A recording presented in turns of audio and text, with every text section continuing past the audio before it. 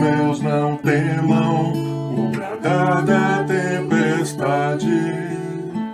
Sou eu quem age no silêncio, já era tempo de parar.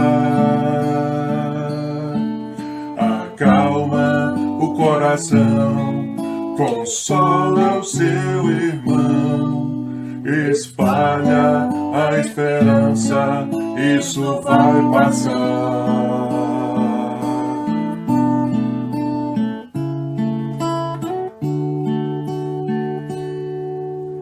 Calma, confia, fui eu quem te criou.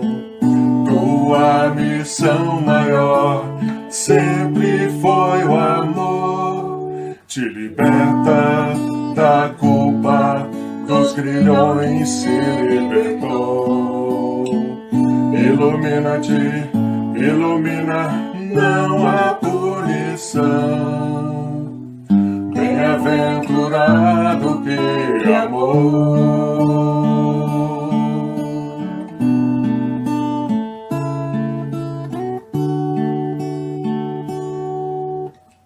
A luz da nova era vem romper a noite dos teus dias. Seja a paz, escolha a paz. Esse é o limiar de um novo dia.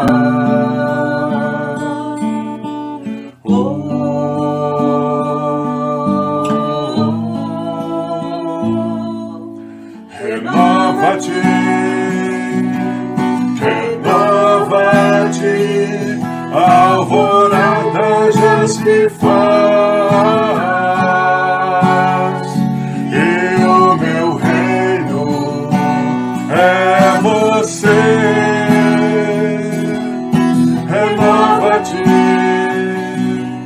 renova-te, bem-aventurado que amou, mesmo a dor é por amor.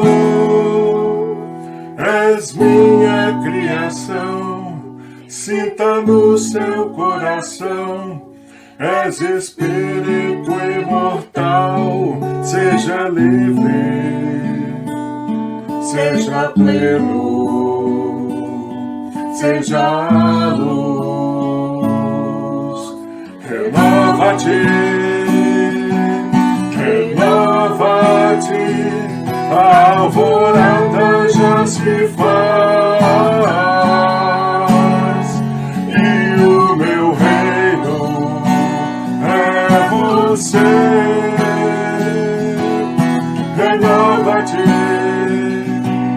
renova-te, bem-aventurado que amou, mesmo a dor é por amor.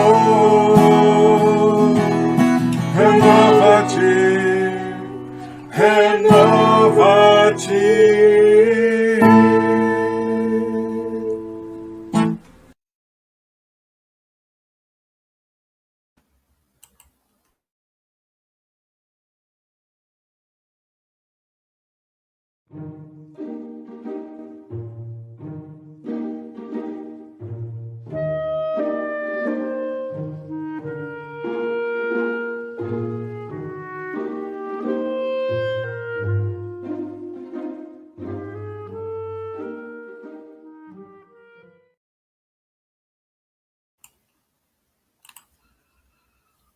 Então, amigos, boa noite a todos. Mais um momento de estudo, mais um momento de encontro com todos vocês, mais um momento em que Jesus nos permite entrar em contato com a doutrina espírita através da internet. Então, nós estamos aqui para a continuação da nossa live, do especial nosso, da Federação Espírita do Estado de Goiás, que, em parceria com a área de comunicação social espírita e a área de estudo, um trabalho integrado das duas áreas, criaram essa live comece pelo começo. Então, eu quero, primeiramente, agradecer a todos pela participação, e nós vamos fazer agora o nosso trabalho com audiodescrição, que era para a gente poder atender as pessoas com necessidades especiais. Espera aí só um pouquinho, gente, que eu estou procurando o que a Valéria me ensinou direitinho, aonde que está sobre audiodescrição. Valéria, eu sei que você me ensinou, Valéria, mas peraí que eu estou procurando. Aí, achou, tá vendo? Valéria é boa demais, meu Deus do céu. Gente, então eu vou fazer minha audiodescrição. E meu nome é Nazaré Diniz, eu moro em Goiânia, sou mulher, meia idade. Não gosto de falar que eu sou de meia idade, mas eu sou, de cor parda, cabelo curto. Estou usando uma blusa preta e a parede no fundo, aqui atrás de mim, ela é de cor branca. E aí, nós vamos trazer os nossos convidados, que vão participar conosco desse estudo da obra A Gênese, sob as luzes do Consolador. E hoje é o nosso segundo encontro dessa série. E nós queremos, neste momento, primeiramente, antes de trazer os nossos convidados, nós queremos agradecer aos nossos amigos parceiros que integram conosco esse trabalho. Nós queremos agradecer a TV Goiás Espírita, a Web Rádio Fraternidade, a Rede Amigo Espírita, ao Lar de Jesus, ao CERJ, à Rádio Nova Luz, à TV Secal e ao IGESE. E, claro, agradecer à FEECO pela oportunidade do nosso trabalho. Então, nós vamos chamar aqui o nosso amigo Alan. O Alan, que também está aqui conosco. Alan, seja bem-vindo. Boa noite, pessoal. Que bom estar aqui de novo, mais um encontro nessa série de lives aí, comece pelo começo. É muito bom estar aqui. Obrigado pela sua companhia, você que está nos assistindo aí, né? Obrigado também, Nazaré. Daqui a pouco o Otacílio está aqui conosco. Bom, meu nome é Alan Paixão, eu sou integrante do Grupo Luz Espírita, grupo de música cristã espírita, aqui de Jataí, Goiás. A minha audiodescrição eu sou branco, do cabelo loiro, uso óculos de redondo, com grade preta, e estou usando uma blusa de frio preta, e tenho... Eu não sei se eu posso falar a minha idade, ô Nazaré, porque eu tenho plano de viver até no mínimo 80, então eu tô com 40, pode ser que eu esteja com meia idade também. Pois é, essa meia-idade é complicada, porque o que significa meia-idade, né? Não, depende aonde, né? Depende aonde a gente quer chegar. Então, muito bom, descontração à parte aqui. Obrigado a todos vocês, é muito bom estar aqui. Então nós vamos trazer o nosso amigo Otacílio, gente. Otacílio que é um encanto estudar com o Otacílio Rangel, né? Otacílio, nosso amigo, venha para cá. Olá, amigos. É um prazer estar aqui com vocês, Nazaré, Alan, com todos que estão nos acompanhando, para essa continuidade, né, desse trabalho que a gente começou na semana passada e que vamos encontrar aqui durante muitas semanas. Então, vou fazer a minha videodescrição. Eu sou um jovem de 77 anos, né? Uso óculos também, como o Alan, e meu cabelo não são fartos, são faltos, né? Porque eu sou meio careca. Então, os cabelos já se foram também. E aqui em São Carlos está muito frio, então eu estou com um capote aqui me esquentando, porque é muito frio em São Carlos. E atrás de mim tem uma parede, assim, cor clara. Eu sou também claro, né, moreno claro. E tenho uma alegria muito grande de viver. E é um prazer estar aqui com vocês. Obrigada, Otacílio. Gente, o Otacílio, ele mora em São Carlos, por isso que ele está aí congelando desse jeito. Ó. E ele é físico do Instituto de Física de São Carlos, da Universidade de São Carlos. E aí eu fico pensando, né, gente, para quem gosta de frio, São Carlos é um bom lugar, né, não, Otacílio? Aqui é gostosinho. Faz 11 graus de madrugada, 4 graus, já chegou a 4 graus. Beleza. Gente, então nós queremos falar a vocês, dizer para vocês que o nosso trabalho dessa obra A Gênese, todo esse projeto da live, que começa pelo começo, dessas lives, uma série de lives das obras, né, da codificação, ele é baseado, todo esse trabalho ele é feito, nós usamos a tradução do Guilhom Ribeiro, da obra A Gênese, e de todas as outras obras, da FEB. E você pode baixar gratuitamente nos sites da FEB e da FEEGO. Você encontra essas obras para baixar gratuitamente. E uma outra coisa, se você gosta do livro físico, se você gosta de manusear o livro, então se você está em Goiânia, dá uma chegadinha lá na livraria da FEEGO, que você vai... Primeiro você vai encontrar a Valéria e as meninas lá, a Polly e a Lili, que vão lhe receber com muito carinho, vão fazer uma visitinha na loja, para vocês poderem conhecer a loja física da FEEGO, tá bom? Então, é a tradução do Guilhom que nós vamos utilizar. Alain? Muito bom. Bom, antes da gente dar o início oficial aqui, né, queria dar boa noite a várias pessoas que estão aqui nos comentários, a Antônia, a Beth, a Solange, tem a Avani aqui, a Fátima, a Denise, nossa, é muita gente, ó, o Weiner, a Andréia, a Rosimeire, tem a Antônia aqui também, que é de São Carlos, ó, conterrânea aí, tem a Denise, a Lenice, nossa, muita gente, ó.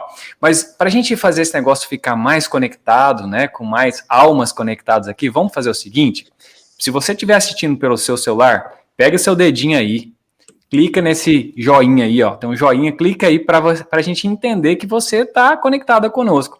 Quando você dá um joinha, o YouTube vai entender que você está aqui, né, e aí ele vai mostrar isso para mais pessoas. E aí, para a gente fazer um movimento bem bacana, eu quero pedir uma ajuda para você. Tá? Clica em compartilhar, copia o link e vai lá e cola em pelo menos um grupo de alguém, né, da sua turma né, que você sabe que vai gostar desse assunto também, ou então chama alguém. Se nós estamos aqui agora com aproximadamente 100 pessoas, eu acho que uma meta aqui de a gente chegar a 150 é bacana, vocês não acham? Pelo menos 150? Porque se você compartilhar com meia pessoa, que não existe meia pessoa, já daria 150. E se nós todos compartilharmos com pelo menos uma pessoa, nós vamos para 200. Então, 150 é uma meta muito, muito acessível aqui. Posso contar com vocês aí? Dá um joinha aqui, ó. Escreve no comentário. Sim, estou compartilhando. Coloca aí, gente, para a gente entender se vocês estão conosco aqui, tá? E vamos chamar as pessoas para cá para a gente fazer isso aqui ficar bacana. Então... Dito isso, pedido a sua ajuda, agora a gente vai fazer a oração para que a gente possa oficialmente começar, tá bom? Muito obrigado pela presença de todos. Vamos lá, e eu vou convidar você então, né, para fechar os seus olhos e se sentir à vontade, né, fechar os seus olhos e conectar com Deus. E para que a gente possa conectar com Deus, sabemos que existe um processo do universo que Deus nos deu, que é o fluido cósmico universal, e estamos imersos nesse fluido. Por isso, mestre querido, imerso nesse fluido que também é o teu amor, nós rogamos por ti nessa noite maravilhosa. Que o Senhor possa nos inspirar, nos iluminar, para que juntos aqui possamos aprender.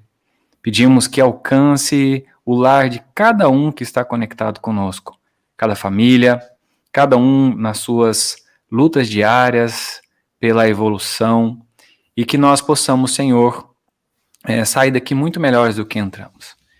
Que o Senhor possa também levar amor e paz às pessoas que nesse momento sofrem, e a todos nós, Senhor, que também de alguma forma enfrentamos o desafio do sofrimento, que nada mais é que uma ferramenta e uma oportunidade que o Senhor nos dá para burilar as nossas almas. Certos e conectados, Senhor, com o teu amor, nós nos entregamos aqui nesse trabalho para aprendermos juntos sobre essa obra maravilhosa que Kardec deixou para nós. Obrigado, Senhor, que assim seja. Então, hoje nós vamos falar sobre as luzes do Consolador. Então, nós vamos deixar o Otacílio, gente, conversando conosco, trazendo para nós aquela preciosidade, né, de conhecimento que o Otacílio tem. E aí depois vocês já podem fazer perguntas, trazendo as perguntas para nós, e depois nós voltamos. Otacílio?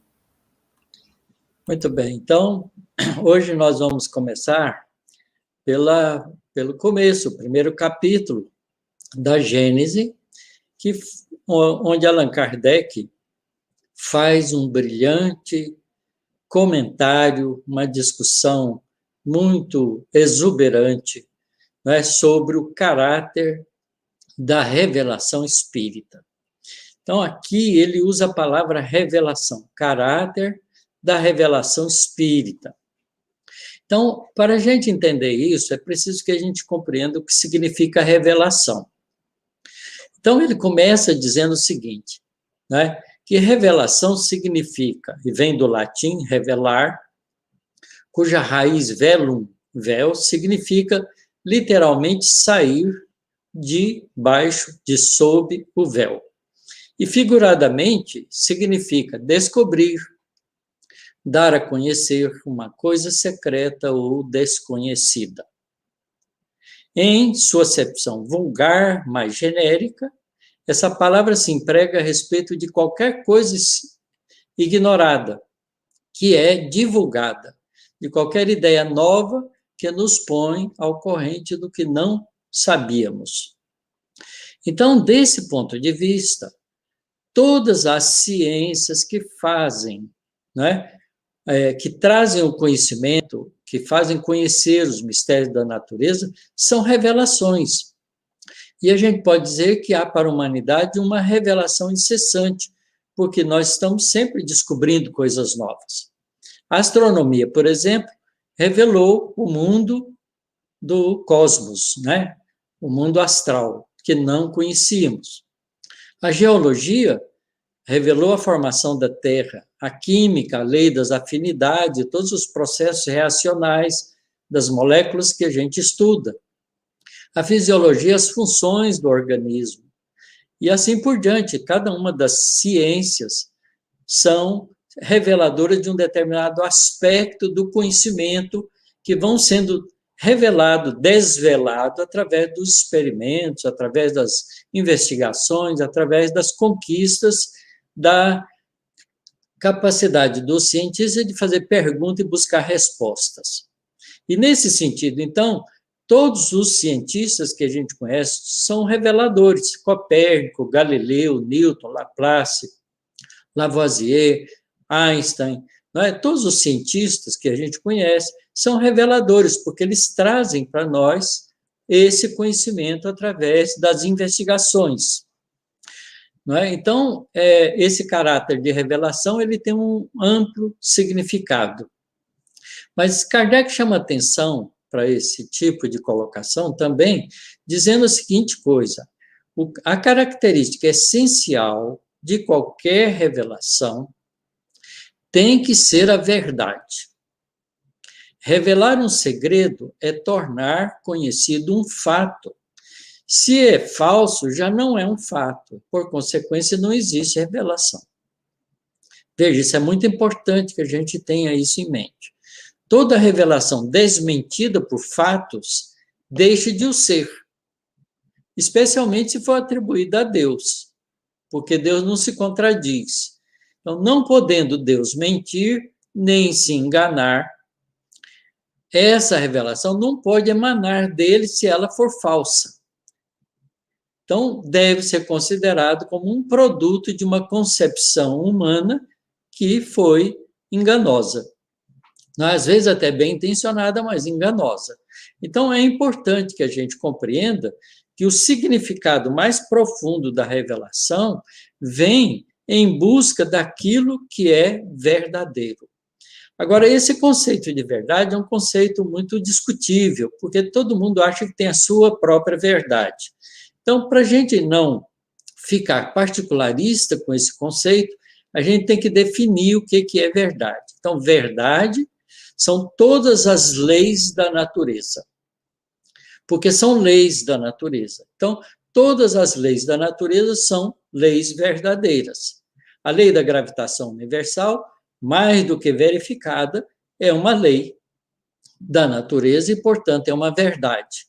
As leis do eletromagnetismo, que regulam todos os fenômenos de natureza eletromagnética, são leis verdadeiras, elas não são contraditas por fatos, pelas experiências. Porque a ciência tem esse comportamento. Todas as vezes que um fato novo aparece, que abre um novo conhecimento sobre aquelas leis que pareciam verdadeiras, mas que estavam incompletas, então esses fatos novos completam essa lei e ela passa a ser uma verdade universal. Então, as leis que regulam o movimento dos elétrons, né, são leis verdadeiras. A física quântica, por exemplo, que traz todo o desenvolvimento e o conhecimento das leis que regulam o comportamento do microcosmo, são leis da natureza, portanto, são leis verdadeiras. Às vezes, essas leis não são muito fáceis da gente compreender, mas elas são revelações extraídas das fenomenologias investigadas pelos seres humanos. Então, é importante que a gente tenha esse tipo de conceito de revelação como uma coisa que busca a verdade. É claro que existe dentro desse contexto, não é, leis, revelações de outra natureza, né, que são as revelações em que a gente vê conceitos religiosos. Por exemplo, a gente pode aqui colocar assim, então, de duas maneiras. A ciência revela as leis da natureza e os cientistas são os mensageiros dessa revelação. No sentido religioso, a revelação se dá de coisas espirituais através de mensageiros por meio da palavra ou da inspiração. E os profetas ou os messias, enviados ou missionários, são os mensageiros dessa revelação. Agora, qualquer dessas revelações feitas que forem contraditas pelos fatos, então ela deixa de ser considerada como uma revelação que veio de uma fonte religiosa, de uma fonte espiritual segura. Então, é claro que as leis espirituais são leis novas para nós. Nós estamos conhecendo essas leis aos poucos. Por exemplo, Jesus revelou para nós muitas dessas leis. Os profetas da antiguidade revelaram muitas coisas para nós que se cumpriram. Portanto, essas todas coisas que foram reveladas e se cumpriram são verdades, porque elas se cumpriram, elas foram demonstradas pelos fatos. Então, a gente vai buscar na revelação espírita esse caráter, porque é esse o significado importante da revelação espírita. O caráter da revelação espírita, ele tem que ser a busca da verdade. Então, ele tem que se apoiar nos fatos, na realidade do mundo espiritual. Agora, a realidade do mundo espiritual é revelada para nós através da fenomenologia mediúnica. Ela começou lá, né, na época de Kardec, com as mesas girantes, mas Kardec foi a fundo, ao invés de se impressionar com o fenômeno, ele foi buscar as razões daqueles fenômenos, quais eram as causas que produziam aqueles fenômenos e quais eram os propósitos daqueles fenômenos que foram, então, examinados cuidadosamente por ele. E, com isso, ele abriu uma porta de revelação, quer dizer, ele encontrou uma porta aberta de revelação que vem através dos recursos da mediunidade. E aí a gente, compreendendo isso hoje, vai entender também que os profetas faziam exatamente isso, eles eram médiuns, eles traziam informações da espiritualidade através das inspirações ou, às vezes, até de aparições de pessoas, de espíritos, que falavam para eles. Por exemplo, a vinda de Jesus, não é documentada pelos evangelhos através da aparição do anjo Ismael, de um espírito que aparece para Maria de Nazaré e avisa para ela que ela ia ter aquele filho naquelas condições e que ele seria, não é, um ser que ia fazer uma grande diferença na história da humanidade, porque ele ia trazer as verdades espirituais tão esperadas e tão anunciadas por profetas da antiguidade. Então, vejam que esses fenômenos, né, que ocorreram lá, que eram incompreensíveis, agora fica compreendido porque Kardec, ao estudar as revelações mediúnicas, conseguiu compreender claramente como é que elas se processam e estabelecer as leis que regulamentam isso. Então, quando, por exemplo, um espírito dá uma informação do mundo espiritual, você pode ouvir, é a opinião dele, porque o espírito é um ser que viveu na Terra e deixou o corpo físico, mas ele continua sendo uma pessoa, é uma pessoa espiritual. Então, quando ele dá uma informação, essa informação só pode ser colocada como verdade quando ela for corroborada pela informação da maioria dos espíritos, através de diferentes médiums que revelam a mesma coisa, porque isso significa que ele está falando uma verdade real do mundo espiritual. Então, dentro da doutrina espírita, há um conceito muito importante que precisa ser sempre examinado, né? Que é o caráter da universalidade dos ensinos dos espíritos. Já que a doutrina espírita é uma revelação feita pelos espíritos através dos recursos da mediunidade, ela tem que ter um caráter verdadeiro. Para ter um caráter verdadeiro, ela precisa ser confrontada com os fatos. Então, por exemplo, quando os espíritos falam sobre a reencarnação não é uma hipótese. Ela pode ser verificada experimentalmente. Há 3 métodos diferentes de verificar a reencarnação. A gente vai ter condições de falar isso ao longo do nosso estudo, né? Porque hoje nós estamos querendo só mostrar aqui a importância da gente compreender o significado dessa revelação.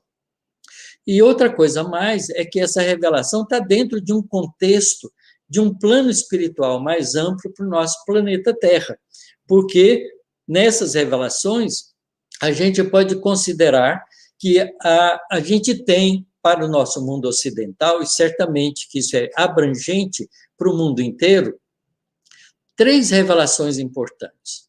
A primeira revelação foi dada mediunicamente para Moisés. Moisés recebeu, escrito de uma maneira especial, em pedras, né, com fogo, né, as leis espirituais primeiras, que são as leis, os 10 mandamentos que a gente conhece através da nossa cultura, né, do Velho Testamento. Essas leis que vieram de lá são leis de caráter espiritual, porque todas elas têm um contexto espiritual de comportamento moral. É claro que Moisés fez mais do que isso, porque depois, como ele assumiu uma liderança com o povo, ele teve que fazer legislações sociais, então ele também legisla coisas sociais, mas essas leis são humanas, e são leis que têm características de mudança. Por exemplo, né, ele usou como uma lei de justiça o olho por olho, dente por dente. Jesus, então, vem mostrar que essa lei é humana, porque Jesus diz claramente que ele não veio derrogar as leis, mas as leis espirituais. Mas as leis humanas ele muda, porque ele diz, aprendeste que foi dito, né? Olho por olho, dente por dente. Eu, porém, vos digo, amai vossos inimigos, orai pelos que vos perseguem e caluniam, não odeie os inimigos, né? Não cobre uma justiça, use do perdão. Então, Jesus está ensinando leis espirituais, enquanto que Moisés estava usando uma lei de justiça temporal para controlar o povo que ainda era muito rude. Então, tem que aprender a fazer essa distinção. Então, esse primeiro capítulo da Gênesis, que eu aconselho todo mundo a dar uma lida cuidadosa nele, Kardec faz uma argumentação muito sólida, muito longa, a respeito do significado das revelações espirituais. Depois a gente tem uma outra segunda revelação, porque Moisés veio e trouxe um tipo de revelação, que a gente vai descrever daqui um pouquinho, mas depois vem Jesus e faz em cima daquela tradição cultuada através do povo hebreu, né, e do povo judeu como descendente do povo hebreu. Toda essa tradição em cima do decálogo, Jesus, então, vai acrescentar novas informações e vai mudar um pouco o contexto do significado, por exemplo, do conceito de Deus. Moisés diz, né, no primeiro mandamento da lei, do decálogo mosaico, a gente tem lá, amarás o Senhor teu Deus de todo o teu coração, de toda a tua força e de toda a tua alma. Não farás imagem, né, de mim, nem de coisas na terra, nem de coisas do céu, porque eu sou um Deus zeloso e puno a iniquidade do homem. Veja bem, puno a iniquidade do homem na terceira e quarta geração. Então, é uma afirmativa de punição, é uma lei de justiça dura. Aí Jesus vem e mostra que Deus é Pai amoroso, Deus é amor. Então, ele muda o contexto do significado da revelação, não é? Porque o povo já estava mais adiantado e podia entender um novo significado da visão de Deus. Então, isso é um conceito importante que a gente tem que ir acompanhando, porque essas revelações estão interligadas à outra. Depois, então, depois de quase 2000 anos, Jesus mesmo afirma que ia precisar de uma nova revelação, e ele, então, fala do Consolador prometido, onde a doutrina espírita se encaixa perfeitamente. Então, essas três revelações são as revelações importantes que a gente precisa entender que estão conectadas e que têm um aspecto de fundo espiritual, mas que são embasadas em fatos experimentais através dos recursos da mediunidade e comprovada pela universalidade dos ensinos dos espíritos. Então, Moisés, como profeta, revelou aos homens a existência de um Deus único, soberano, Senhor e orientador de todas as coisas. Promulgou a lei do Sinai e lançou as bases da verdadeira fé. Como homem, ele foi um legislador do povo, pelo qual essa primitiva fé purificante havia de espalhar por sobre toda a terra. Depois vem Jesus. Jesus tomando, então, da antiga lei, dessa antiga lei, o que é eterno, exatamente o que é espiritual e divino, e rejeitando o que era transitório, puramente disciplinar de concepção humana, acrescentou a revelação da vida futura. Jesus demonstra a imortalidade da alma, fazendo os discípulos verem, por exemplo, na transfiguração, Moisés e Elias, que eram pessoas que já tinham desencarnado, tinham morrido há muito tempo. Moisés morreu 1.300 anos antes de Cristo, e Elias, como Elias, viveu 9 séculos antes de Cristo, portanto, 900 anos antes de Cristo. E eles dois aparecem ali com Jesus, e os 3 discípulos, Pedro, João e Tiago, assistem aquilo, isso está descrito no Evangelho. Então, é um fenômeno observado pela experiência humana, não é?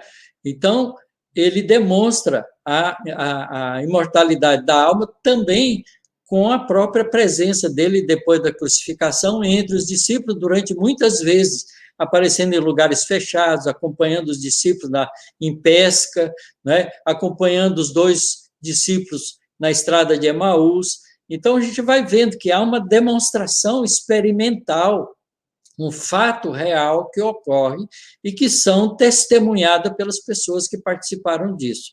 Então, Jesus demonstra a imortalidade da alma, fala da vida futura, portanto, de que Moisés não toca no assunto. Assim como também Jesus fala das penas e recompensas que aguardam o homem depois da morte, porque Jesus diz claramente isso: a cada um será dado segundo as suas obras, né? Ensinando que aquela lei de justiça que Moisés tão duramente colocou nas mãos de Deus como uma revelação, Jesus vem e mostra que essa é uma lei da natureza espiritual, que é a lei de responsabilidade, a lei de causa e efeito, ou o fato de que se você faz alguma coisa, qualquer que seja a coisa que você faça, você é responsável pelas consequências daquele fato. Se elas forem boas, ela te premia com a felicidade. Se elas forem ruins, elas te premiam com a correção, porque as leis têm um propósito não de te punir, mas de corrigir o seu processo de evolução. E a parte mais importante da revelação do Cristo, no seu sentido, né, de fonte primária, da pedra angular de toda a sua doutrina, é o ponto de vista inteiramente novo sobre o que ele considera Deus, a divindade. Essa já não é mais o Deus terrível, ciumento, vingativo de Moisés, mas um Deus clemente, soberanamente justo e bom, cheio de mansidão, misericórdia, que perdoa ao pecador arrependido e dá a cada um segundo as suas obras. Mas Jesus continua nessa revelação dele, né, acrescentando: muitas das coisas que vos digo ainda não a compreendeis, e muitas outras teria a dizer que não compreenderias ainda. Por isso é que vos falo por parábolas. Mais tarde, porém, enviar-vos-ei o Consolador, o Espírito de verdade, que restabelecerá todas as coisas e vos-las explicará todas. Então, a gente vê, né, que Jesus sabia que tudo aquilo que ele tinha apresentado, primeiro, podia não ser bem compreendido, segundo, historicamente, podia ser modificado pelos seres humanos, e terceiro, porque tinha muitas coisas que ficaram de difícil compreensão. Então, às vezes, elas ficaram por parábolas pouco compreendidas, mas com as luzes desse Consolador que viria, tudo isso ficaria esclarecido.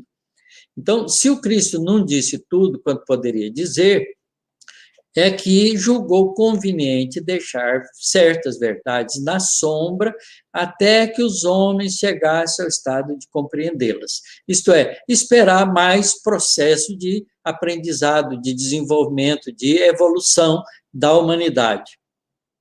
E aí, por que nessa frase de Jesus ele chama de Consolador? Também isso é uma coisa importante, esse novo Messias, esse novo revelador que viria, que não vem numa pessoa, porque, vejam bem, isso é outra coisa interessante da revelação. A primeira revelação tem base em Moisés, ela foi individualizada em Moisés. A segunda revelação foi individualizada em Jesus. E a terceira revelação não é individualizada em nenhuma pessoa em particular, porque não é Kardec que faz essas revelações, são os espíritos, é uma pleiade de espíritos, um conjunto de espíritos que trabalham com Jesus e que trazem essas informações. Então, ela não é pessoal, ela é de um caráter amplo, né? E ela tem um papel importante, porque ela revela com muita clareza a realidade espiritual, a lei da reencarnação e várias outras leis que a gente vai conhecendo, de maneira que ela passa a ser, para nós, uma doutrina consoladora, porque ela não é uma doutrina mais punitiva e que nos coloca numa situação em que, se você errou, você está definitivamente perdido. Ao contrário, ela mostra que Deus é Deus de amor, né? E que Deus dá novas oportunidades para o indivíduo que comete enganos, voltando à vida terrena, através do processo reencarnatório, e corrigindo aquilo que ele fez de equivocado. Então, muda, não é, o significado, e essa é uma doutrina, portanto, muito consoladora. Esse é o significado dessa colocação. Então, o Espiritismo, partindo das próprias palavras do Cristo, como este partiu das palavras de Moisés, é consequência direta da sua doutrina, da doutrina cristã. A ideia vaga da vida futura acrescenta a revelação da existência do mundo invisível que nos rodeia e povoa todo o espaço, e com isso coloca uma precisão no que a gente passa a saber, portanto, numa fé, numa confiança experimental, né, racional. Isso dá uma característica de consistência para a doutrina espírita, de uma maneira que nenhuma das religiões conseguiu oferecer para a gente. É uma consistência, é uma realidade, essa ideia do mundo espiritual. Define os laços que unem a alma ao corpo e levanta o véu que ocultava aos homens os mistérios do nascimento e da morte. A gente acaba vencendo todo esse pavor que a gente tem na morte, porque a morte é morte só do corpo físico, a gente continua vivo. Nós somos seres indestrutíveis, porque somos seres espirituais. Então, pelo Espiritismo, o homem sabe de onde vem, para onde vai, por que está na Terra, por que sofre temporariamente e vê toda a parte, a justiça divina. Aquilo que parece um absurdo, que a gente vê nas diferenças, né, da sociedade, coisas assim muito difíceis da gente compreender por que nasce uma criança aleijada, por que nasce gente cega, por que nasce pessoas com deficiência mental. Tudo isso parece, aos nossos olhos, do ponto de vista da vida, uma injustiça. Biologicamente, é impossível aceitar que isso é um fruto de um acidente biológico, né? Então, a doutrina espírita, com a realidade do mundo espiritual, mostra que tudo isso está dentro de um contexto muito mais amplo, que é o contexto das leis espirituais que nos governam. Portanto, aquilo que parece injustiça humana é, ao longo do tempo e dentro de um contexto espiritual, perfeitamente compreensível e correto, porque ninguém recebe senão aquilo segundo as suas próprias obras. Então, coloca um Deus de amor e justiça simultaneamente. Um Deus compassivo e bom que dá oportunidade aos seus filhos de ir progredindo e corrigindo os equívocos que vai cometendo. Então, esse caráter revelativo da doutrina espírita é um caráter muito diferente dessa revelação uníssona que vem de um ser só, porque ela tem um caráter universalista. Então, a partir disso, a gente vai poder, então, compreender uma série de outras coisas que os espíritos vão apresentando para nós. Então, vamos voltar a palavra aos nossos companheiros para a gente dar um segmento para a nossa conversa através do bate-papo de perguntas e respostas.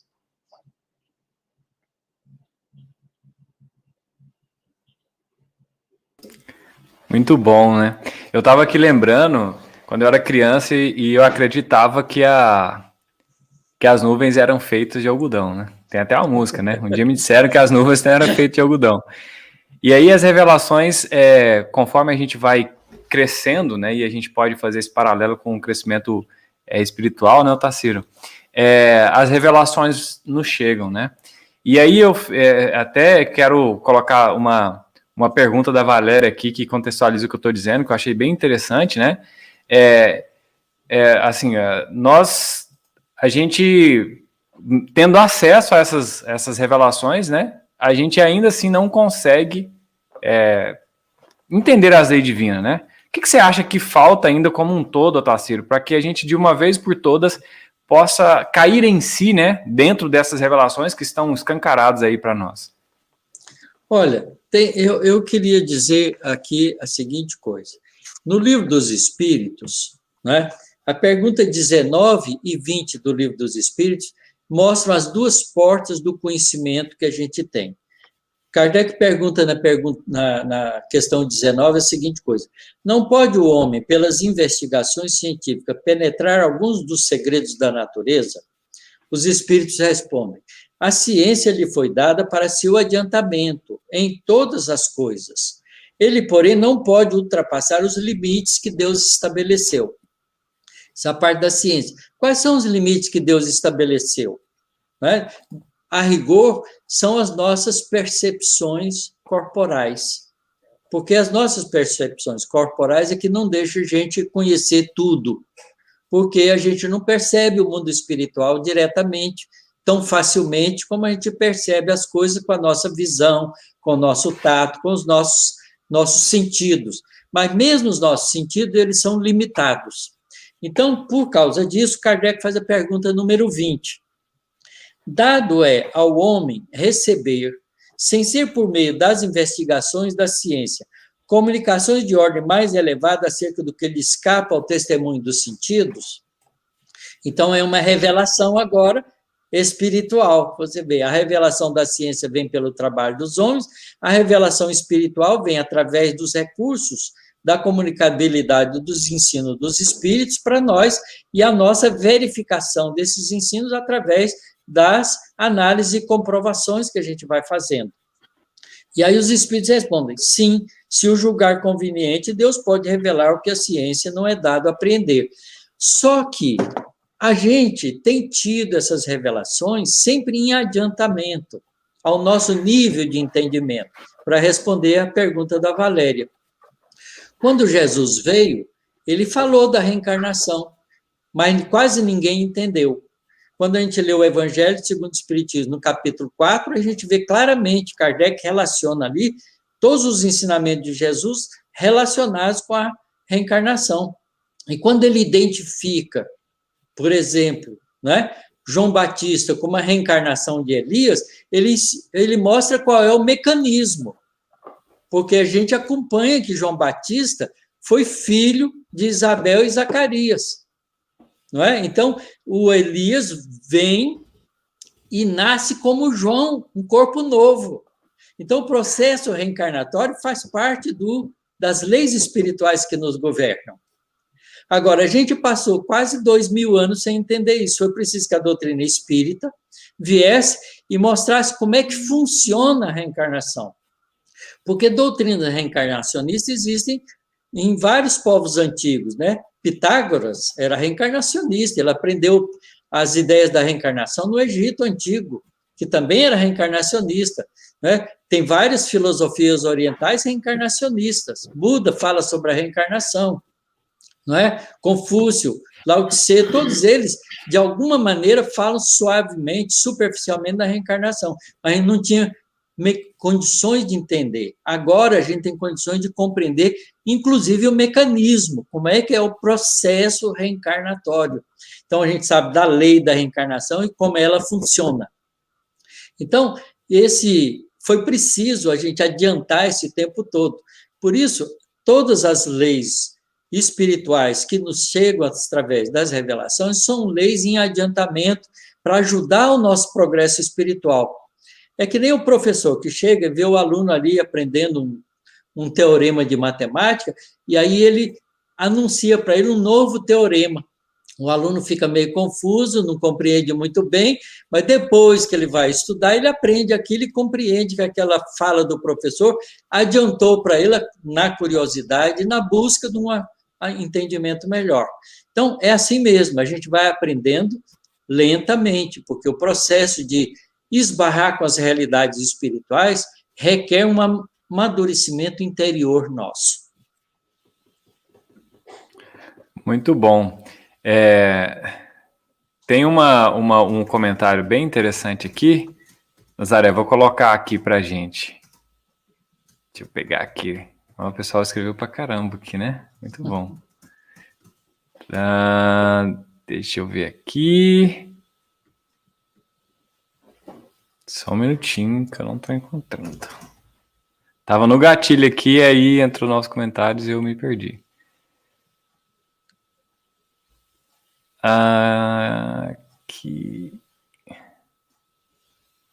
Aqui.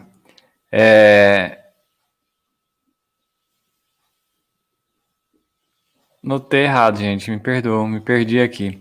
Mas é da Fátima, eu lembro do comentário, tá? Aí. Ótimo, obrigado pela ajuda, Nazaré. Foi a Valéria nos bastidores. Muito bom. Então vai aí, Nazaré. Então, a Fátima fala para nós. Gente, eu quero aproveitar e agradecer a Fátima e a todas as outras pessoas que ajudaram no compartilhamento e estão aqui avisando para nós. Eu compartilhei. E a gente quer agradecer muito a ajuda de vocês, porque é assim que o nosso trabalho é divulgado. E aproveitar também, antes de passar a pergunta da Fátima, nós queremos dizer que nós temos aqui participantes da Bahia, de Pernambuco, de São Paulo, do Piauí, de Goiás, Santa Catarina, Rio Grande do Sul, Minas Gerais, Rio de Janeiro e também da Flórida, nos Estados Unidos. Então, muito obrigada pela participação e pelo apoio de vocês, que isso é um estudo que nós fazemos juntos, tá bom? Aí, olha o comentário da Fátima, Tarsilo, que interessante. Então, essas revelações falsas são de falsos profetas? Olha, com certeza, porque se ela é falsa, a gente tem que entender duas coisas. Às vezes as pessoas falam, né, e fazem previsões e falam coisas, mas elas mesmas não sabem explicar de onde vem isso. E não tem certeza se aquilo é realmente de fonte verdadeira. Então, quando um fato qualquer ou uma revelação qualquer é feita, que não há comprovação, ela veio de uma inspiração enganosa, não é? Porque ela não é verdadeira. Por isso é que é preciso, veja bem, que essa coisa é antiga. João Evangelista, lá atrás, ele diz, não acrediteis em todos os espíritos, vede primeiro se eles são de Deus. Ora, Se João já tinha essa experiência praticamente 2000 anos atrás, né, no primeiro século da nossa era cristã, é porque realmente a gente também está sujeito a enganações. E Jesus fala dos falsos profetas, né? Ele chama atenção para os falsos profetas também. Aliás, há também uma profecia de Jeremias, que foi um profeta da Antiguidade, né, do Velho Testamento, que fala sobre os falsos profetas. Então, é preciso que a gente não acredite pura e simplesmente porque um espírito falou. É preciso saber se o que ele falou tem o caráter de universalidade dos ensinos dos espíritos, quer dizer, que é uma verdade. Vou dar um exemplo disso para as pessoas poderem entender. Imagine que você não conhece São Carlos. Aí alguém que é de São Carlos fala para você assim, não, lá em São Carlos tem uma pirâmide muito interessante que foi construída lá. Aí você, como não conhece, acha que ele está falando a verdade, fala, guarda essa informação. Quando você encontrar outro São Carlense, pergunta para ele. E pergunta para uns 3 ou 4. Se eles não confirmarem, isso é uma mentira, não é uma verdade. É uma informação falsa. Então, é preciso que você tenha cuidado, né, com as revelações. As revelações precisam passar pelo crivo da razão. Por isso que Kardec foi criterioso com isso. Ele não estabeleceu os conceitos da doutrina espírita, senão através de muita investigação, através de muitos médiums, de muitos lugares diferentes, e submetendo a mesma pergunta a diferentes espíritos através de diferentes médiums. Então, ele extrai daí o caráter de universalidade dos ensinos dos espíritos. Então, não basta que um espírito chegue aqui e diga uma coisa, através de um médium que aparentemente possa ser um médium bom. É preciso que a gente tome cuidado. Eu já li um livro espírita, né, dito espírita, onde o autor espiritual, através de um dado médio, dizia que lá no Sol tinha habitantes, né, que as pessoas viviam lá e que os homens do Sol tinham 5 metros de altura. Quer dizer, qual é o recurso dessa, né, onde é que está baseado um tipo de informação desse tipo? Como é que a gente pode verificar isso? O que traz de informação nova uma informação desse tipo? Nenhuma, porque não há nem como verificar essa coisa.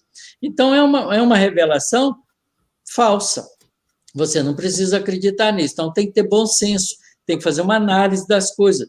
Não pode acreditar no primeiro espírito que vai dizendo as coisas. Então, livro mediúnico tem que ser sempre profundamente bem analisado. E para que a gente tenha condições de fazer análise desses livros que são mediúnicos, a gente precisa ter o conhecimento fundamentado da doutrina espírita. Então, as obras básicas é o começo, pelo começo. Quando você estava falando sobre revelações de Moisés, né, a Denise até comentou aqui, sem contar que Moisés foi o maior médium da sua época, não é, Otacílio? Exatamente. Ela tem razão. Ele foi um médium sensacional. Tem vários fatos mediúnicos com ele. Então, ele comprovadamente era um bom médium. Mas, como legislador humano, ele cometeu os erros dele porque ele estava adaptado à época dele. Então, é preciso que a gente faça a diferença do Moisés médium do Moisés humano. Isso é outra coisa importante, porque tem casa espírita, às vezes fica tão impressionado com o médium, que faz tudo que o médium diz, e às vezes o médium está falando coisa dele, não está falando dos espíritos. Então, outra vez, é preciso ter bom senso, né? É preciso analisar todas as coisas de uma maneira criteriosa, porque as verdades espirituais elas têm que ser comprovadas, né? Reencarnação existe? Existe, você comprova a reencarnação, né? Você evidencia ela claramente, há métodos para isso. Os espíritos se comunicam? Como é que você verifica isso? Ora, há uma série de maneiras de identificação das comunicações espíritas. Então, há métodos para isso, são métodos de observação e de análise, né? Do mesmo jeito que a gente observa o céu, né? E você, quando vê um movimento qualquer, um objeto que passa ali, você não tem que ficar impressionado, nossa, vi um disco voador. Você não sabe nem o que você viu direito, já viu um disco voador, e de repente está vendo um homenzinho verde. Então, é preciso ter critério para essas coisas, né? Tem que ter realmente uma análise cuidadosa até chegar a um fato verdadeiro. Olha aqui a pergunta da Rosimeire Lins, que legal. Obrigada, viu, gente, pelas perguntas. No livro A Gênese ou em alguma outra obra da doutrina, há explicação dos sinais e símbolos presentes no livro Apocalipse da Bíblia de maneira clara e didática? Pergunta boa, viu, Rosimeire? Boa. E eu diria o seguinte, que o próprio Apocalipse faz isso, né? Se você lê o Apocalipse cuidadosamente, né, não é fazer uma leitura, não. Eu estou falando isso porque eu já fiz um trabalho sobre isso. A primeira palestra que eu fiz no Congresso de Goiânia foi sobre o Apocalipse, uma visão da doutrina espírita. E eu tive que estudar isso muito tempo, né? E eu posso dizer para vocês que eu li o Apocalipse umas 30 vezes. Lido e estudado, passo por passo, analisando trecho por trecho. Então, o próprio livro vai dando algumas dicas para você descobrir os símbolos que ali tem. Outros símbolos estão montados em cima da tradição hebraico-judaica. O Haroldo tem um estudo muito bom sobre isso, mas a gente não tem nenhum livro que diz, olha, isso significa isso, aquilo significa aquilo, não há. Há algumas referências de alguns estudiosos da doutrina espírita, como Kai Bachutel, há algumas referências que o Emmanuel faz no livro A Caminho da Luz, mas nunca um estudo detalhado disso. A gente estava esperando, né, que o Haroldo publicasse o estudo detalhado dele, porque ele fez um estudo muito bonito sobre isso, né? Então, mas olha, eu posso garantir para você, Rosimeire, que o Apocalipse é um lindo livro. Ele é um livro de revelação. Aliás, a palavra Apocalipse significa apó-caliptó. São duas palavras gregas. Caliptó é véu, e apó é tirar debaixo do véu. Tem o mesmo significado de revelação. Apocalipse é revelação. Esse é o significado. Não é o livro do terror do fim do mundo. Ao contrário, ele é um livro lindo que começa descrevendo as atividades no planeta Terra, a partir do Evangelho de Jesus até a regeneração, a Nova Jerusalém. A Nova Jerusalém é a mudança do planeta de expiações e provas para o mundo de regeneração. E o livro é maravilhoso em ir mostrando a história do nosso planeta, desde Jesus até o momento que nós estamos vivendo. Olha, aí nós temos uma pergunta da Fátima, mas antes disso, nós queremos falar o seguinte, nós já estamos quase com 1 hora de live, passou rápido demais, gente, muito rápido. E o combinado nosso era 1 hora, então, para a gente responder as perguntas, a gente vai estender alguns minutinhos, tá bom? Não muito, mas há tempo de responder as perguntas e depois nós vamos falar sobre a live de amanhã. Todo mundo que está aí, topa a gente ter um pouquinho mais? Dá um joinha aí. Fala sim, um pouquinho mais. Coloca aí nos comentários, por favor. Poder estender. E vocês se vocês toparem nos esperar para concluir as perguntas, então tá ótimo. Aí nós vamos estender alguns minutos somente. É, porque não vale deixar a gente aqui sozinho, né, Nazaré? Não vale. Tem que ficar juntos até o fim. Uhum. Então, olha só. Combinado, então, que a gente fica um pouquinho mais. A Fátima traz aqui. Quais as revelações na doutrina espírita não revelada por Jesus? Jesus concentrou os seus ensinamentos em cima do amor, da fraternidade, do perdão, da atitude fraterna. Por isso é que ele coloca como resumo de toda a lei e os profetas amar a Deus sobre todas as coisas e ao próximo como a si mesmo. Mas Jesus não deixou, em nenhum momento, de dar informações relativamente simbólicas das realidades espirituais. Por exemplo, ele revela o mundo espiritual, né, no Monte Tabor, na Transfiguração. Ele revela a realidade espiritual com o seu próprio aparecimento durante um certo tempo em convívio com os discípulos. Ele fala da reencarnação em momentos diferentes. Ele fala, por exemplo, ninguém, ele diz isso para Nicodemos, ninguém,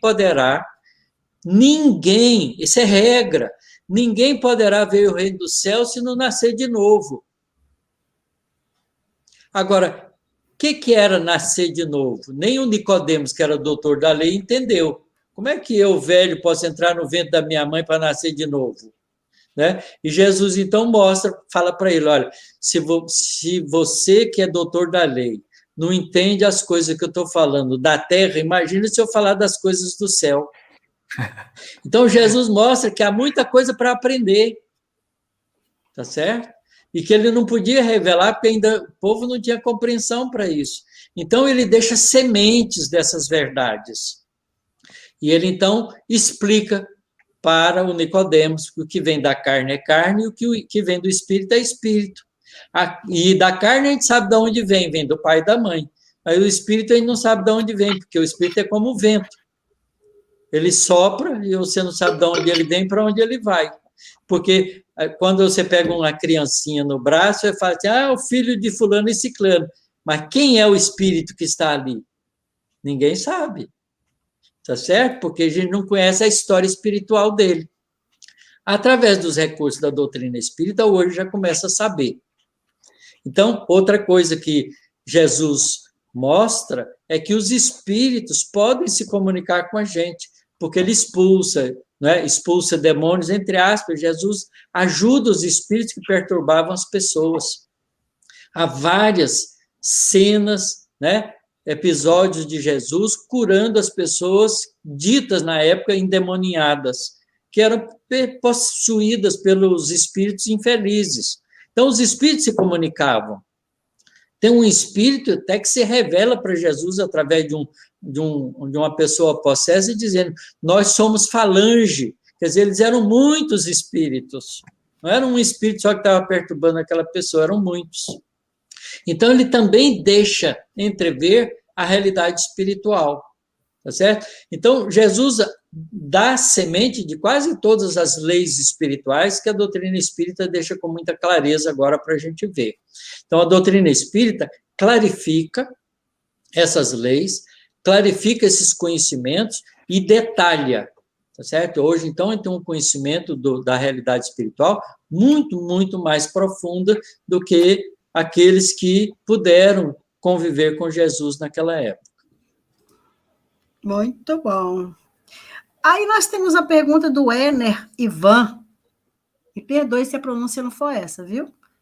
Se o véu do esquecimento é para auxiliar no nosso progresso, qual a utilidade de encontrar na literatura espírita que fulano foi cicrano em encarnação passada? Muito é explorado esse assunto. Bom, isso aí a gente tem que também, outra vez, usar o bom senso de Kardec, né? Kardec nos aconselha a usar o bom senso e a gente vai usar aqui. Claramente que se a gente, ao reencarnar, esquece as vidas anteriores, é porque isso tem um propósito de misericórdia divina, protetivo. Eu vou dar um exemplo, todo mundo vai entender. Imagina um indivíduo que foi preso, cometeu um desatino, matou alguém, por exemplo, né, ou roubou, e ficou preso ali 10 anos. Quando ele termina o pagamento dele lá, da pena dele, ele vai sair. Qual é a coisa que ele mais deseja para poder se encaixar de novo na sociedade? Que ninguém conheça a história dele, que ele tenha uma nova identidade, né? Que ele não possa ter lá na sua carteira de identidade ex-presidiário. Então, é bom esquecer isso para começar de novo. Então, Deus, bondosamente, nos empresta um novo corpo para a gente reencarnar, com o esquecimento do passado, para a gente ter uma nova identidade e começar de novo. Né? Porque imagina se eu olhasse para Nazaré assim, Nazaré, mas você me matou na vida passada, hein? E agora? Como é que nós vamos ficar? Então, é melhor que a gente esqueça isso, né, Nazaré? Vamos ser amigos, ter uma nova oportunidade de desenvolver fraternidade. Então, há uma proteção espiritual nas lembranças de vidas passadas. Por isso, quase pouca gente, muito pouca gente consegue lembrar. Geralmente, quando a pessoa lembra, ela sabe administrar essa lembrança.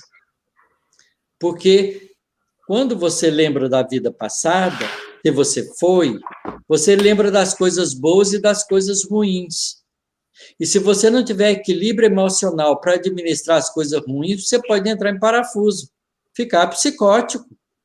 Não é? Então, não pode forçar a lembrança de vidas passadas, porque ela pode trazer um problema mal resolvido do passado e acabar com a sua encarnação.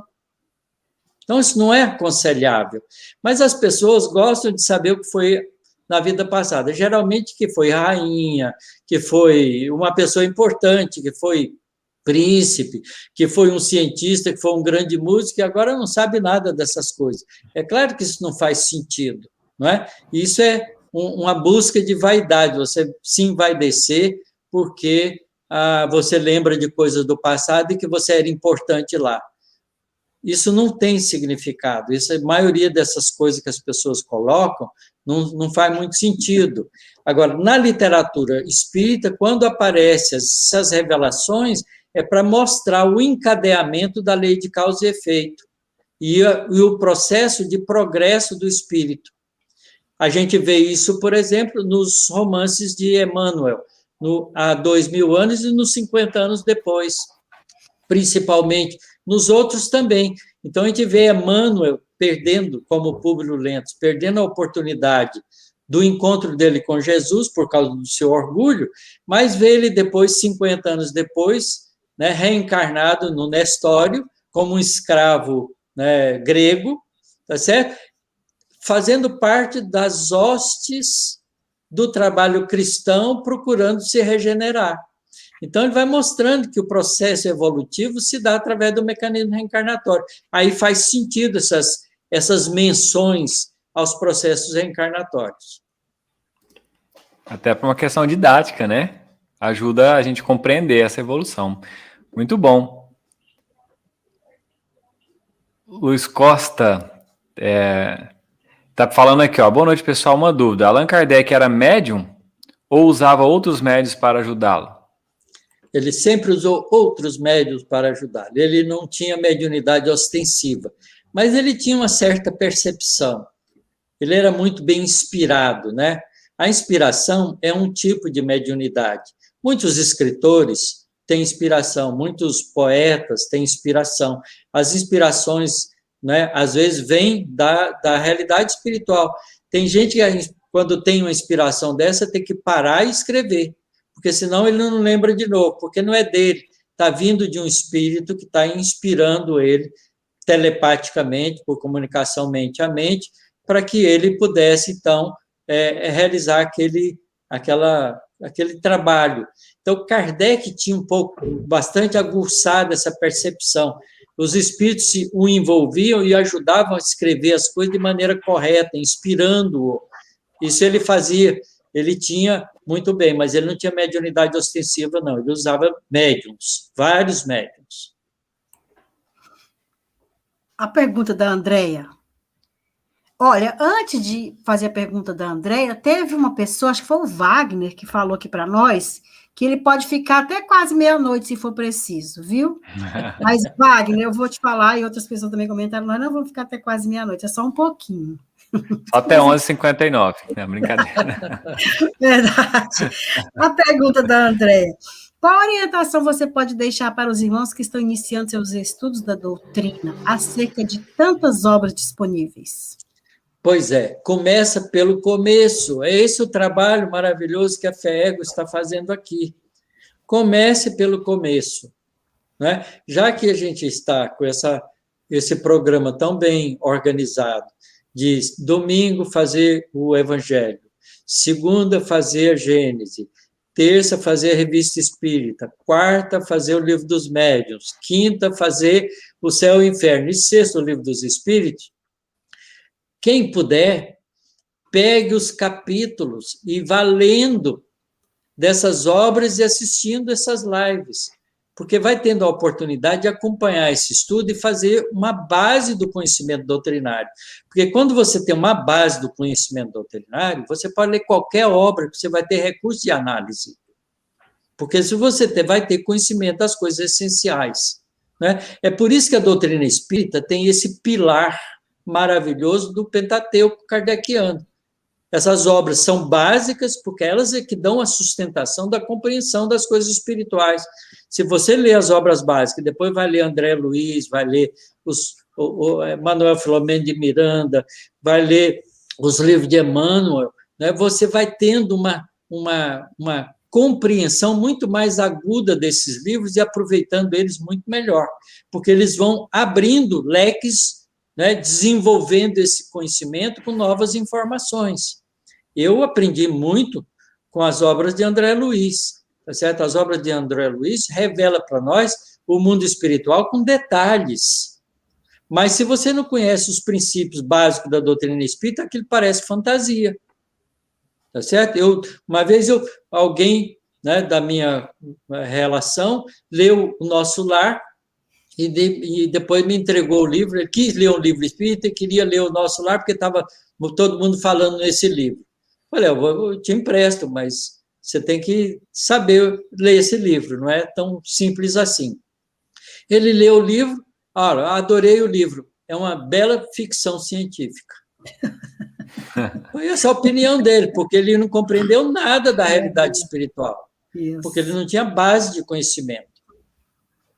Então, comece pelo começo.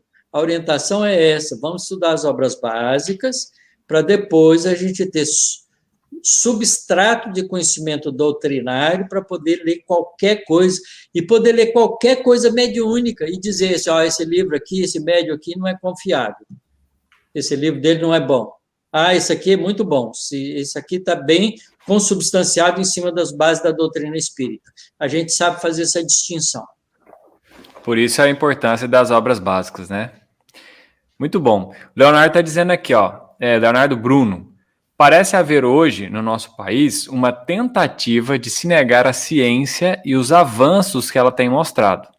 Como relacionar esse movimento com a evolução do nosso planeta rumo ao mundo de regeneração?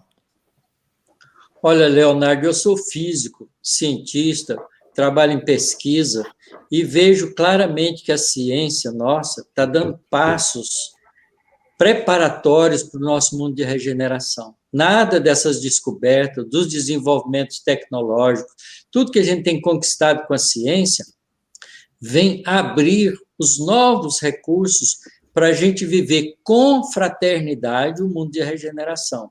Porque não basta ter o conhecimento científico, ele é preparatório para isso, porque a gente vai precisar de recursos para isso. Mas é preciso que o homem moralmente mude, que a gente aprenda que nós somos realmente verdadeiros irmãos.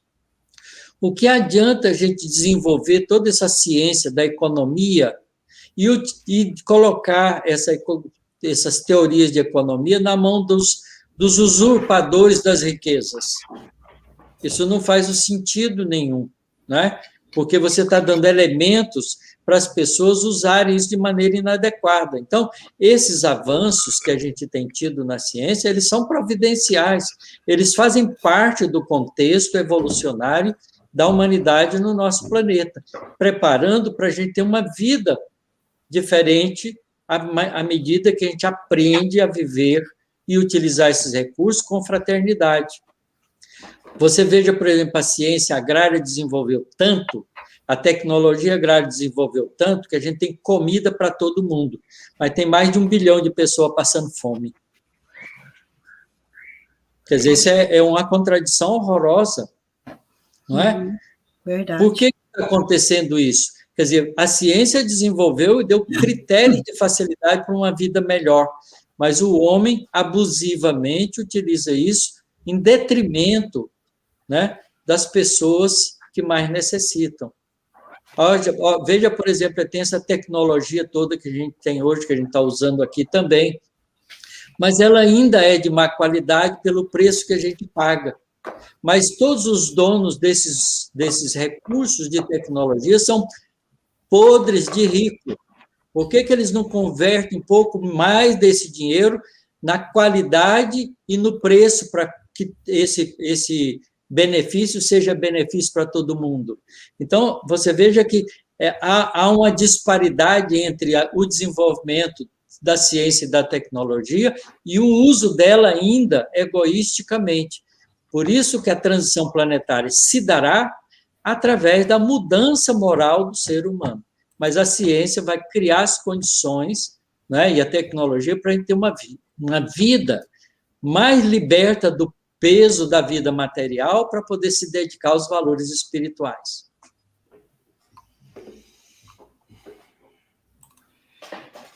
Muito bom. Temos mais uma pergunta aí, Nazaré. Então, Ideia Mídia Digital, eu não tenho o nome da pessoa, mas queria saber por que o animal sofre se ele não tem expiação. Essa pergunta é maravilhosa, muito importante, porque a gente ainda está entendendo de maneira equivocada o papel do sofrimento na nossa vida. Há dois tipos de sofrimento na nossa vida. O sofrimento provocado por nós mesmos, pelas nossas ações, esses têm que ser expiados. E o sofrimento natural da vida material, que nos impulsiona para desenvolver a nossa capacidade perceptiva e, com o trabalho para superar essas dificuldades, a gente crescer em conhecimento. Os animais sofrem para desenvolver a capacidade perceptiva deles, desde que o sofrimento seja o natural, não aquele provocado pela presença do ser humano, né? Porque o ser humano altera esse processo. A gente, às vezes, a gente domesticou muitos animais e tem muita gente matando animal doméstico, judiando de animal doméstico, fazendo coisas indevidas com os animais domésticos. Então, há uma diferença, mas o sofrimento no animal desenvolve nele a capacidade perceptiva, né? A nossa percepção é feita através do prazer e do desprazer, né? Do agradável e do desagradável. No animal é do agradável e do desagradável. O animal aprende as coisas, desenvolve a sua capacidade intelectiva, né, nos limites da capacidade dele, dentro das solicitações que a vida oferece para ele, né? E o sofrimento é um deles, porque ele aprende a se resguardar, ele aprende a perceber as dificuldades, né? Ele aprende a ficar mais cauteloso. Tudo isso faz parte, é um processo lento de aquisição do princípio inteligente que vai se desenvolvendo até um dia atingir a fase humana, no processo evolutivo. Então, o animal não sofre por expiação. O animal sofre um processo natural de desenvolvimento das capacidades perceptivas. A gente agregou mais uma pergunta dentro do mesmo assunto, acho que dá para responder rapidinho. A pessoa, o Islia Caetano perguntou, os animais domésticos reciclam a energia ao nosso redor? Olha, é muito difícil entender, porque eu não sei que energia ele está falando, né? Porque a gente usa a palavra energia sem saber direito o que a gente está falando. Então, é muito complexo. Mas a gente pode dizer o seguinte, os animais domésticos faz parte do nosso mundo emocional. E os animais domésticos, né, nos ajudam muitas vezes a ficar tranquilos, né? Há muito aconselhamento psicológico, né, de pessoas que são sozinhas, de ter um animal doméstico, porque o animal doméstico é a companhia para ela usa da capacidade de amar em cima do animalzinho, que dá uma resposta positiva para ela. Então, cria um laço, né, emocional entre o animal e a pessoa. Então, desse ponto de vista, é uma troca energética, uma troca de sentimentos. Eu tenho um gato aqui que fica só em volta de mim, ele me adora, tá certo? O que eu vou fazer? Eu gosto dele também, pronto, né? Então, é uma troca, é natural, isso é um processo natural. E isso, sem dúvida, ocorre. Agora, eu não sei se tem troca de energia no sentido de que energia ele está falando. Do ponto de vista emocional, do ponto de vista do sentimento, sem dúvida nenhuma. Se o amor é energia, Ah, com certeza essa troca, né? Gente, tá indo para o final, mas nós queremos pedir a você, o José Marcelino pediu que você repita o significado da palavra Apocalipse. Aí é a última que nós vamos atender, porque aí nós vamos anunciar a live de amanhã. Gente, foi ótimo estender, nós já estendemos 20 minutos, a tolerância era 15, nós já estamos igual. Aqui, responde então para o nosso amigo José Marcelino, repita, por favor, sobre a palavra Apocalipse vem do grego e é a junção de duas palavras, apocaliptó. Eu não sei se eu pronuncio certo, mas eu aprendi isso com alguém que sabia grego, um pouco, né? Então, apó significa revelar, tirar de baixo, e caliptó significa véu. Então, a palavra Apocalipse significa revelar, tirar de baixo do véu. Esse é o significado da palavra. Ótimo. Obrigada, Tarcísio. Muito bom, gente. Passou voando o nosso encontro, não é?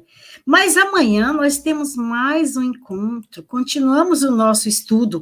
O Tarcísio falou, né? Qual é a melhor forma de estudar a doutrina espírita? Começando pelo começo. E aí amanhã é terça-feira, amanhã é dia da Revista Espírita, gente. Olha só. A Cristiane Drux é a facilitadora. E os mediadores, a nossa querida Camila e a Valéria, gente. Valéria está aqui nos bastidores nos ajudando, ela está sempre ajudando a gente. Então, amanhã, nesse mesmo horário, 21h30, Revista Espírita, que é a Tribuna de Allan Kardec, nós contamos com vocês com essa mesma boa vontade de hoje, tá bom? E nós agradecemos muito a participação de todos. Otacílio? Só, gente, se tiver alguma pergunta para fazer, aí nós vamos colocar aqui o e-mail, aí vocês mandam para o e-mail da FEEGO, tá aqui. Dúvidas ou sugestões, vocês mandam para esse e-mail que a gente responde na próxima semana, tá bom? Obrigada. Eu vou passar para o Otacílio e para o Alan para a gente encerrar. Vai lá, Otacílio. Olha, cada vez que a gente vai adentrando uma obra espírita dessa, de base, a gente vai cada vez mais admirando a racionalidade, né, e a capacidade intelectiva de Allan Kardec.